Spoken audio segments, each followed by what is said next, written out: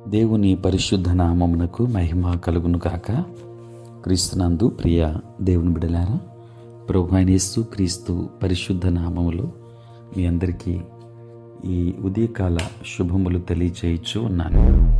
ఈ దినమంతయు మీకు మీ కుటుంబానికి దీవెనకరముగాను ఆశీర్వాదకరముగాను దేవుడు అనుగ్రహించాలని మీ కొరకై ప్రార్థిస్తూ ఉన్నాను. నేటి దినము కొరకు ఏర్పాటు చేయబడిన దేవుని వాక్యము కీర్తనల గ్రంథం 23వ సంకీర్తన 4వ వచనం. గాఢాంధకారపు లోయలో నేను సంచరించినను ఏ అపాయమునకు భయపడను.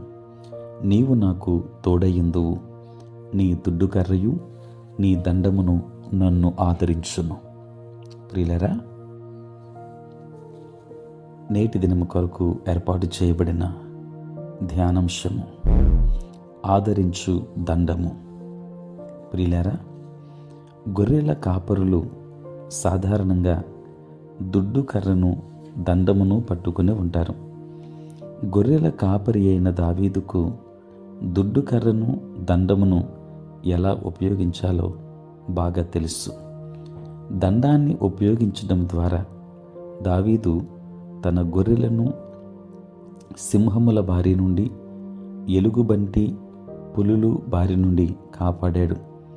అందుకే అతడు గట్టి నమ్మకముతో, ప్రభువా, నీవు నా కాపరివి, నీ దండము నన్ను ఆదరిస్తుంది గనుక మరణమైన చీకటైనా నేను భయపడును అని చెప్పాడు.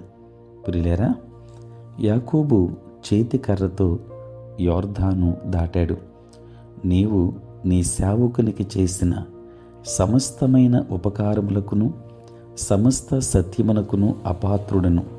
ఎట్లనగా నా చేతి కర్రతో మాత్రమే ఈ యోర్దాను దాటి తిని, ఇప్పుడు నేను 2 గుంపులైతిని అని ఆదికాండం 32వ అధ్యాయం 10వ వచనములో యాకోబు ప్రార్థించాడు. ప్రియులారా, యాకోబు తన మరణ సమయంలో యోసేపు కుమారులను ఆశీర్వదించి తన చేతి కర్ర మీద ఆనుకొన్నాడు. అలాగే పస్కా సమయంలో దేవుడు ఇశ్రాయేలీయులను తమ కర్రలు చేతపట్టుకొని తినాలి అని చెప్పాడు. నిర్గమాకాండం 12వ అధ్యాయం 11వ వచనములో ఈ మాటలు మనం చూస్తాం. ప్రియులారా, దండమును మనం నడవడానికి, కొట్టడానికి, ఆదరించడానికి, దారి చూపడానికి ఉపయోగిస్తారని మనకు తెలుసు. అలాగే దండాన్ని అధికార సూచనగా కూడా ఉపయోగిస్తారు. దేవుడు మన చేతిలో ఒక దండం అనగా బైబిల్ను ఉంచాడు. ప్రియులరా, మన దండముతో శత్రువుని కొట్టొచ్చు.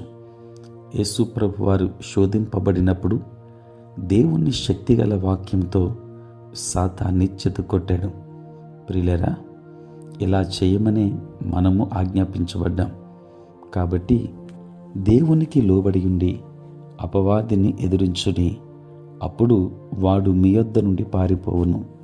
గనుక ఈ శక్తివంతమైన దేవుని వాక్యము అనే దండాన్ని మనము కలిగి ఉందాం.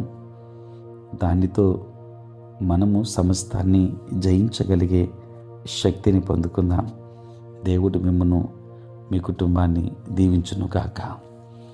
ఆమేన్. ప్రార్థన. పరిశుద్ధుడైన తండ్రి, ప్రేమ కలిగిన ప్రభువా, మీ పరిశుద్ధ నామమునకై వందనాలు, స్తోత్రాలు చెల్లిస్తున్నాం నాయన. రాత్రంతయు కాపాడి సంరక్షించి సుఖనిద్రను దయచేసి మా జీవితంలో మరి యొక్క నూతన దినమును మీరు మాకు ప్రసాదించినందులకే స్తోత్రాలు. ఈ దినమంతయు కూడా మీ సన్నిధి మాతో ఉంచండి. మీ ప్రసన్నత మాకు అనుగ్రహించండి. మా ప్రతి బలహీనత నుండి విడుదలనివ్వండి.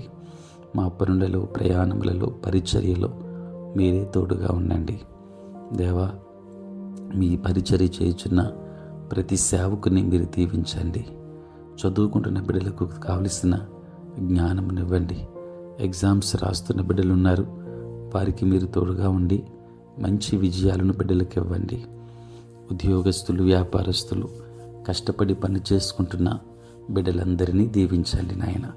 దూరదేశాలలో దూర ప్రాంతాలలో ఉంటున్న బిడ్డలను దీవించి మీ కాపుదల వారికి అనుగ్రహించండి.